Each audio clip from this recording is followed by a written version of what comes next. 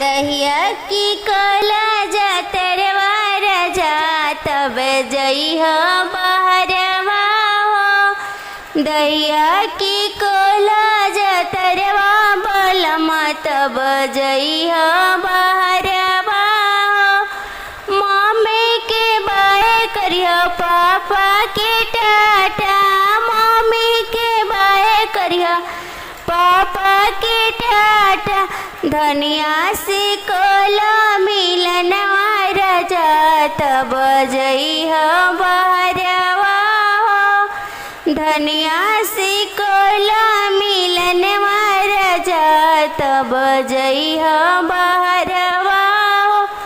दहिया से कोला जातरवा राजा तब जइह बहरवा हो। दहिया से कोला जातरवा राजा तब जइह बहरवा हो।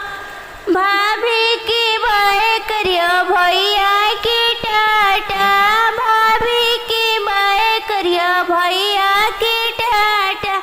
धनिया से कोला मिलनवा बलम तब जइह बहरवा हो। धनिया से कोला मिलनवा बलम तब जइह बहरवा हो। दहिया से कोला जातरवा बलम तब जइह बहरवा हो। दहिया से कोला जातरवा बलम तब जइह बहरवा हो। दीदी के बाय करिह जीजा के टाटा, दीदी के बाय करिह जीजा के टाटा।